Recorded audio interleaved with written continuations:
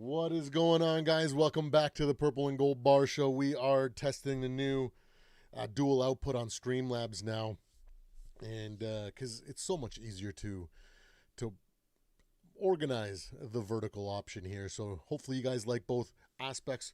We'll be doing that going forward here. Today we got another hot take review. We are looking at good old brain dead Colin Cowherd, and I want to point out the glaring hypocrisy in Colin and his just stupidity. So, coming off a close, like an almost comeback that just never materialized, JJ McCarthy and the Vikings did fall short against the Chicago Bears. And it basically, we talked about it on Monday's live about the situation, how it was pretty much expected. But I really wanted to take a moment to highlight the glaring hypocrisy here in Colin Cowherd. So we're going to get right into it here. But first, let's get the show intro going.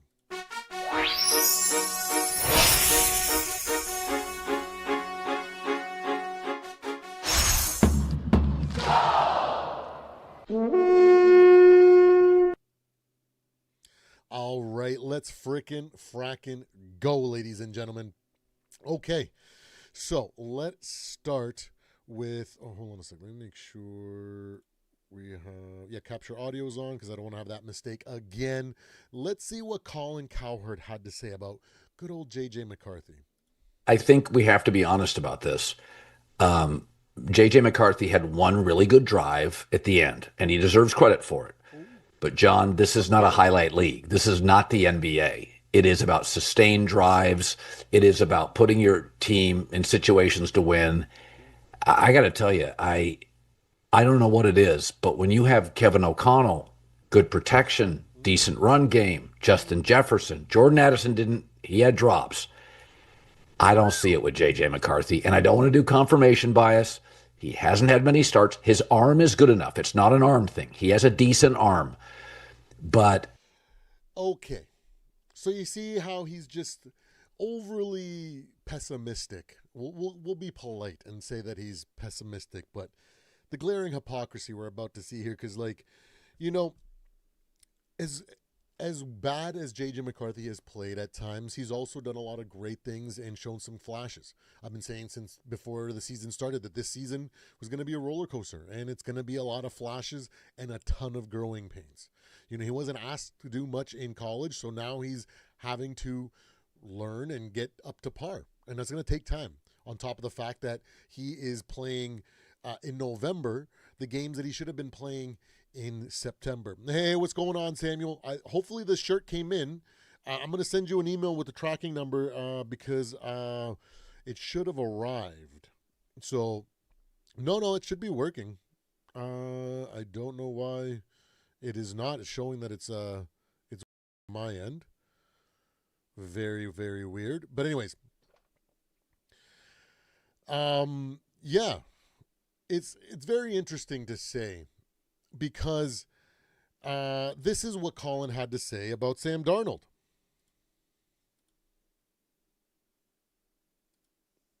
Oh, what is going on?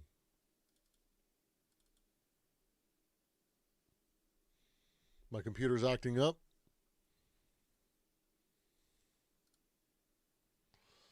It's not responding. Oh, come on. The perfect time to have some technical difficulties right in the middle of a live here. But we will see. Come on now. Are you kidding me?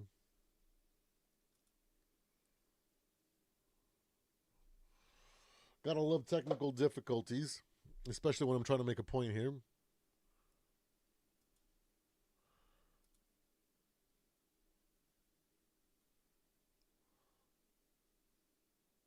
Let's see. Why are none of my tabs doing the same thing?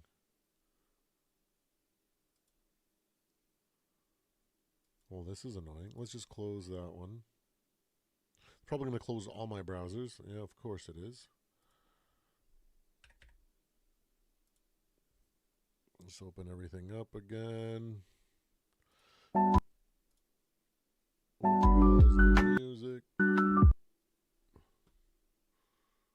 Because it's not even a Kubiak. Right, Seattle.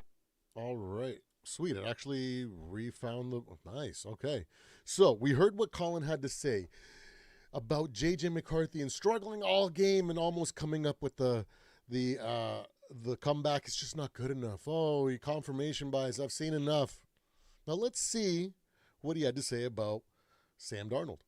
Seattle loses to the Rams. Rams 21, Seahawks 19. Pretty remarkable that with 4 Sam Darnold interceptions, Seattle, which I think their rosters, I think defensively they got so many dudes. First of all, these two defenses, there's just nothing. I felt bad for Sam Darnold. There's just, if a ball gets tipped in the air, it's picked. There's very little. What? I mean, thank God for JSN. It's just hard to have plays. It's hard to have successive plays against the Rams defense that hit. You can hit one and then it's backwards. But I was thinking about this because the Rams jump out to a very quick lead that's very impressive, and then they have to hold on. But I was, here's the thing that jumped out to me. The Rams defense in the red zone, number one, if you didn't watch the game, the Rams defense in the red zone kept forcing Seattle into field goals. So that was the early portion of the game. The second portion was they kept intercepting Sam Darnold. But this struck me during the game. Okay. If Stafford would have thrown 4 picks, Seattle would have blown the Rams out, would have blown their doors off. How can Seattle stay with them? And my takeaway is this. Matt Stafford, John, is play call reliant. He is as good as the play call, right? Sam's not. If the play breaks down, Sam can create a second play, sometimes a third with his legs. The weakness with the Rams, because there is no weakness defensively, their corners aren't great, but Forbes now, Emmanuel Forbes is playing really well. He's a nice corner, probably a number 2 corner, but he's a good corner. Their safeties are good, their pass rush. Stafford's not giving you anything off the play call. Now, he can get in and out of stuff pre-snap, but if the play breaks down or it's just stuffed, the play's over. I feel like with Darnold, I mean, when Matt Stafford is reckless and has a bad day, Rams get hammered. But Seattle doesn't because, they dominate time of possession. Got in the second and third quarter. Seattle had the ball for 20 minutes. The Rams had it for 3. I mean, again, there is... But Colin, what about sustained drives and excellence? It can't just be highlights. Colin Cowherd. The hypocrisy is insane on this one. So, you mean to tell me what a fantastic game? Even though Sam Darnold threw 4 picks and basically threw the game away, wasn't it incredible that he almost brought it back and won the game? Holy moly, it was 21-19. Holy moly. It sounds, by the way that Colin tells the story, it was one of the greatest games ever played by a quarterback. 4 interceptions. Let's be real here. The only reason that he does this is because he likes Sam Darnold and he hates the Vikings for moving on from him. Because we know what he refuses to accept. That Sam Darnold is not a guy that has the ability to put the cape on and carry a team. Let's be real. We saw it last year against the Lions in Week 18 and then against the Rams in the playoffs. So I'm looking at it and I'm going, Colin. So you mean to tell me it was an amazing job that Sam Darnold almost got it, almost pulled it out the fire and won 4 interceptions. It was incredible. According to Colin, it was the greatest performance a quarterback's ever had in a loss. But then, when it comes to JJ McCarthy, it's all about sustained excellence. It's sustained drives. You can't just be coming away with field goals and doing nothing all game and then expect to win in the last drive. All credit where credit is due. The last drive was great by JJ. Colin, suck a big fat one. Let's be real. We know that you have a hate for the Minnesota Vikings because we moved on from your golden boy. You've been caping for fucking Sam Darnold since he got into this league. And now, look at it. He threw 4 interceptions and it was The greatest game I've ever seen. Oh, if only some dropped balls and some of those drives that ended up being nothing. If you would have completed, it would have been a blowout. Because Matt Stafford throws 4 interceptions and it's a blowout loss. But not Sam Darnold. You know, he can move and create plays with his feet. Bro, give me a break. This is why you shouldn't trust the mainstream media. Because one, not only are they extremely biased for certain players for certain reasons, and on top of that, they don't actually do enough homework on any one of their takes to have actual real context to give you guys a real perspective on the matter. Let's be real. They just give you highlight takes or whatever. They look at the surface and they go, oh, wow. It had to have been horrible. And then they look at the same freaking results from another guy that they like. Oh, what an incredible game. 4 interceptions and they almost won. But yet, JJ McCarthy struggles and actually comes up with the drive at the very end. Oh, I've seen enough. Yeah, it doesn't matter that he's only had 5 starts. Well, you know, he just doesn't have it. It's about sustained drives. What about Sam Darnold and sustained drives? 4 interceptions? Do you think those are sustained drives? Do you think that all the other drives that he didn't do anything with? What was that? Oh, but it was 21-19 against the Rams, the best team in the league. According to Colin, the Bears are one of the best teams in the league too. Oh, JJ almost brought it out. You don't hear that from him. Oh, but man, did you see that final drive? Can you believe it? As bad as JJ McCarthy played, he almost won the game. Consistency in your arguments and the things that you freaking hold on to as the caveats that you throw out there, so easily given to one team or to another player, but not to others that you don't like. It's funny how that works. That's why we're going to keep farming the lol cow that is Colin Cowherd on this channel, because that's what he is. Hey, what's going on? Zoe, what's going on, Purple Jesus? Absolutely, bro. The absolute brain deadery, the brain dead Colin is all I could think of when I put on the Chiron here today. Because, like, really, how stupid can you be to not even realize your own hypocrisy? Literally, you go from talking Seahawks Rams to the next thing talking about the Vikings Bears, literally one segment apart.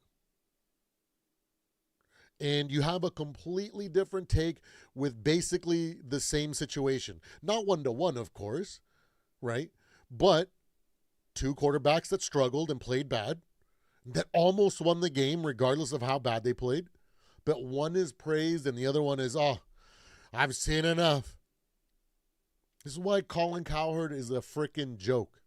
This is why we like doing hot takes reviews on this moron, because the hypocrisy. You guys remember a couple years ago when he said the Browns are going to take over that division and they're not going to relinquish it for another few years. They couldn't even win the AFC North that year that he called it out. Remember when Mike White had two awesome starts, his first 2 starts? Oh, he's a future franchise quarterback. Mike White. What happened to that, Colin? Absolute lunacy. This is why you can't trust the mainstream media. That's why you got to dig a little deep. Watch the whole game, maybe, instead of just the highlights. JJ, did you look at the box score? So what? At the end of the game, when things needed to happen, JJ pulled off a touchdown drive. Yeah, it wasn't Tom Brady-esque where he milked the clock perfectly and threw the touchdown with 2 seconds left on the clock and left no chance for the Bears. Yeah, but Brady was doing that after how many decades in the league and had developed that skill set and worked on it for years and years and years. Hey, guess what? In 5 games, JJ has almost 2 comeback wins in situations where he played bad. Can you imagine? This kid is playing at like a 30% efficiency right now. Hopefully by the end of the year, he's like 50, 55, maybe 60% efficiency, but which won't be great. Let's be real, honest about it. But at that rate, when he does make these comeback drives, or when he tries to put on the cape, because let's not doubt each other or kid each other. JJ McCarthy has the ability to put the cape on. He hasn't been Superman for more than 5 games.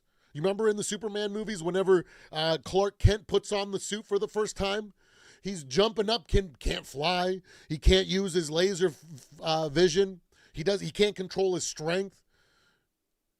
And then as the movie goes on, holy crap, there is an emergency. Looks like there is a child that, oh man. Hopefully they find him. But anyways, in the movies, when Superman, eventually he gets to the point where he can put this cape on and he is Superman. He is the guy. There's a growing portion of it. Remember that montage that they put at the beginning of the right after he puts on the cape, and he does, like, the most recent one, was it the guy from The Witcher, right? He jumps up and he can't fly and he falls back down and takes down a mountain. Oh, but you know what was there the entire time? Potential. The ability, the willingness to put the cape on and try. That's something that Sam Darnold doesn't have, and he probably will never have.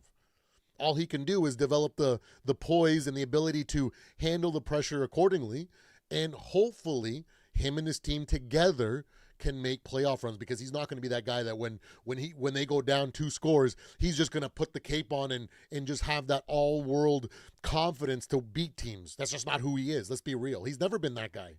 Well, maybe in the USC days, maybe a couple times, but let's be real. Since he came into the NFL and the Jets broke his confidence, he ain't never been that guy. He struggles for a reason when he's in those situations. And guess what? This weekend, it looks like the ghosts of Christmas past were all over his freaking, in his head. Remembering that playoff game last year when the Rams absolutely ate his lunch, put belt to ass. And they just kept one interception. We could probably excuse the rest of them. That one where he forced the pass falling backwards off one foot. That's him trying to be Superman. Oh, but that was, guys, he almost brought it back. He almost won the game. It was 21-19. What an all-time classic, according to Colin Cowherd, the brain-dead idiot. Oh, but JJ McCarthy, hey, you know, it's only his 5th game in the league. He's freaking extremely young, and he's still growing and developing. Well, I've seen enough. Whatever. But you know what? I guarantee you that by the end of the season, when he's completing, or when he's efficient at his job at more like a 50, 55, 60%, he's going to look a hell of a lot better. And some of these games are going to look a lot more competitive. And then going into next year, after a whole offseason of him reflecting and putting in the work in, and then training camp, he's going to come in at like 70, 75, and then by the end of the year, he might be up there as one of the best quarterbacks, young quarterbacks in the league. Because that's how development works. JJ McCarthy isn't a natural talent, okay? He's not a savant. He's not one of those guys that you can just tell him exactly what to do, and by just hearing what you say and why you're supposed to do things, he just does it perfectly with very little mistakes. I've trained people like that, both as a trainer as well as a trainer of employees, where you just tell someone, this is what we do, this is how we do it, and they just run with it, and it's just like they've been doing it for years. And then there's other guys that do it that need a little bit of guidance and still do it at a higher level and maybe not as efficient as a savant, but they are pretty darn good, and they don't have that big of a learning curve. And then there's guys that I call resilient learners, where they have all the potential in the world. They have all the understanding. They put in the work, even more so than you would expect. But they need to do it on the job and make the mistakes in order for it to really hit home. And guess what? Through that resilience and that willingness to push through the failures, they grow and eventually become one of the guys that you're like, holy crap, This guy's one of the best employees that I've ever trained. I've seen that multiple times. I've also seen guys that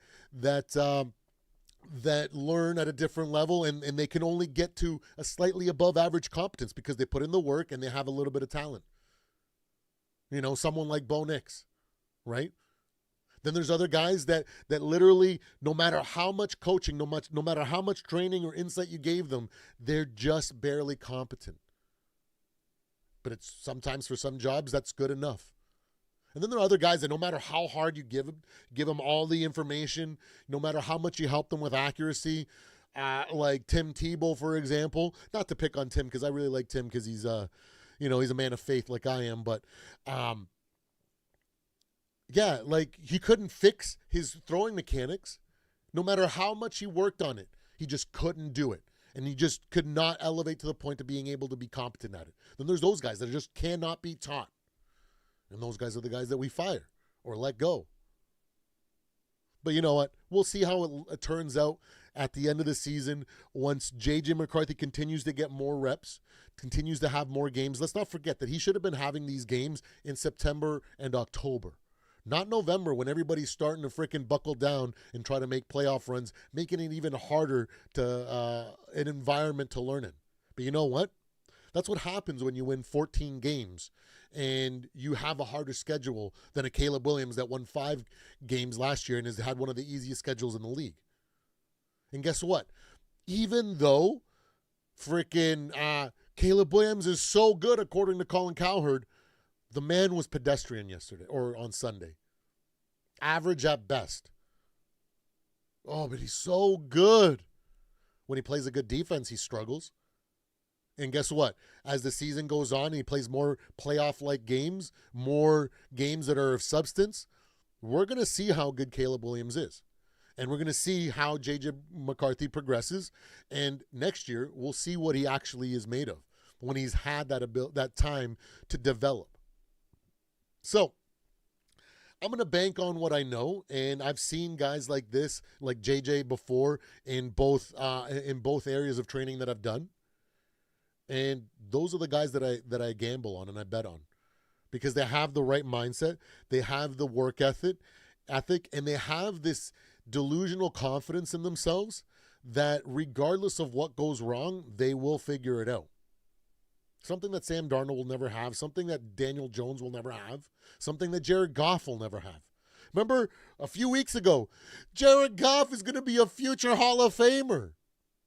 How's that take looking like now, Colin? Absolute buffoon. But there you guys have it. I hope you guys enjoyed clowning on Mr. Colin Cowherd, the new Skip Bayless. The thing about Skip Bayless, though, is that when he gave these wild takes, like I remember the one day where he was on First Take and he was like, you know what? I think right now as a 67-year-old or however old Michael Jordan was at the time, I think he could beat LeBron James. And this is like LeBron like in his prime. You know what I mean? Absolutely. At least he was having fun with it. He had a grin. You knew he was trolling. He wasn't being serious. Colin acts like he's serious, like he acts like he's a freaking genius. Except for he never acknowledges when he has some of these bonehead. I've never seen him go, yeah, you know what? I guess Mike White wasn't a franchise quarterback. Oh, yeah. I guess the Browns weren't going to take over that division. Oh, yeah. Jared Goff is looking like more pedestrian than ever. Yes, it was USPS, man. I'll email you the confirmation number.